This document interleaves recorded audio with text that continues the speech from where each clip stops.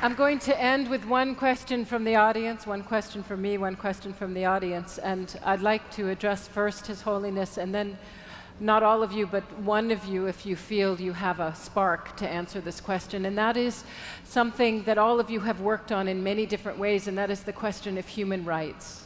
And one of our attenders here has written to us and said, are there such things as universal human rights? Or should the sovereignty and cultural practices of all nations be upheld, even if such practices conflict with other nations' human rights ideals?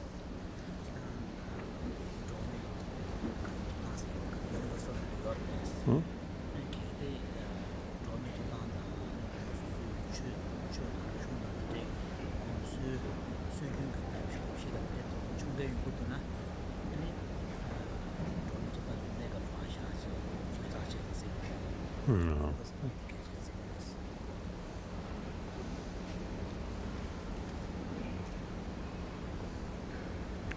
Basically,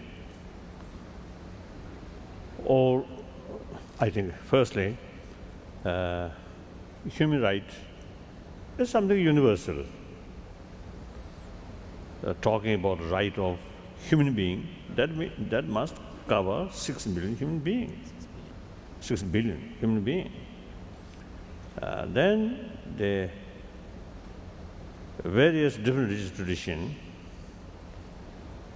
actually, I think all religions on this planet is religion of human being,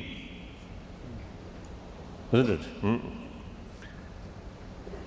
So naturally, all religious tradition talking about love, compassion, these things, because these are real human value.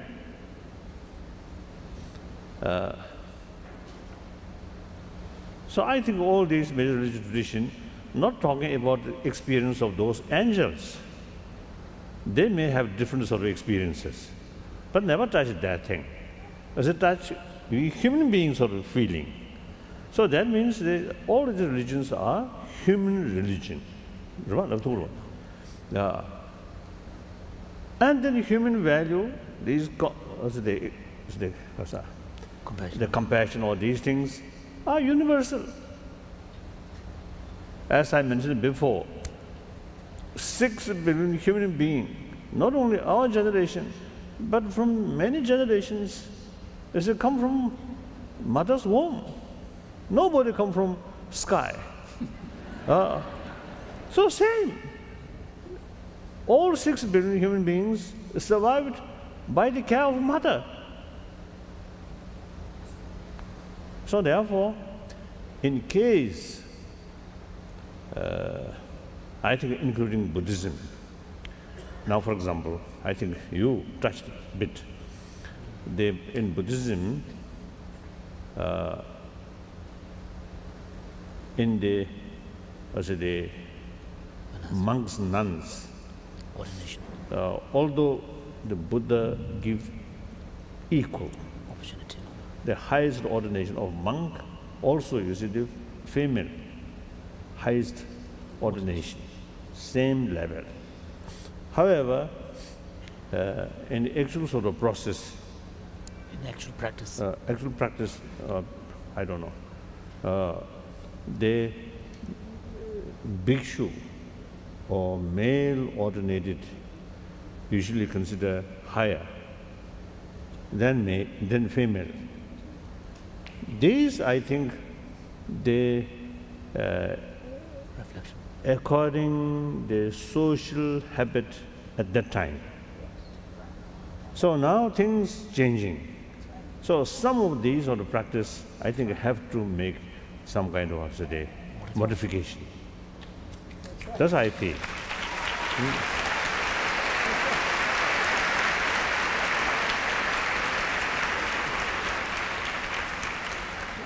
So that means certain our tradition, if not goes well with the present universal value, then we have to change. That's my view.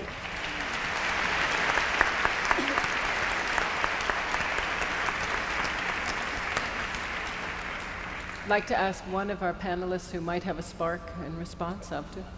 My question is the how, again. Meaning that you cannot speak of human rights except as universal. It is in the term itself. It is the rights of the human. So they have to be universal. You can say, I don't accept it or accept it, but you cannot speak of relative human rights.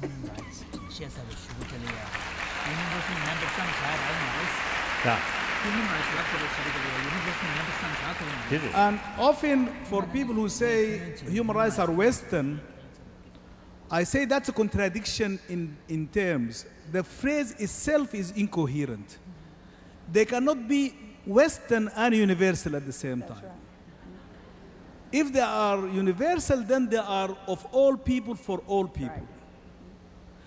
You are right, Professor Batten, that it is wrong, or the question, I should say, that we cannot claim exceptionalism and relativism to exempt ourselves, as Americans do, of international obligations of human rights.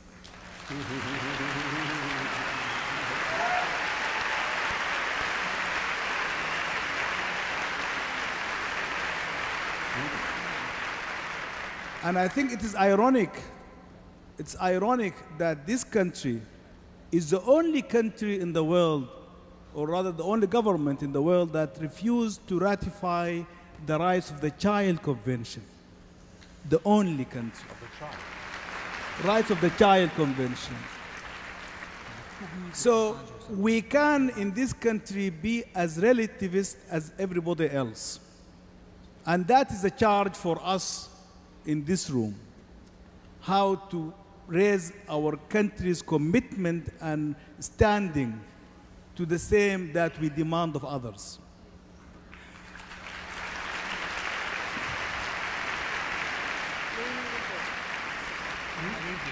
But the point about the how that I wanted to add is that the concept of human rights is universal. The content is a product of a process. That in the Universal Declaration in 1948 was not as universal as it is today.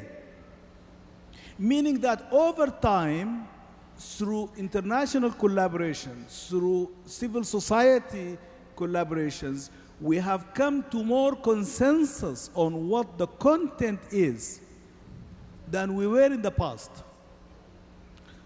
My charge is, I'm a charged sort of person, as you can see. My charge is how to keep that going forward. What does it take to enhance, to deepen, to enable and empower our commitment to universal standards of human rights everywhere, everywhere, everywhere. Thank you very much.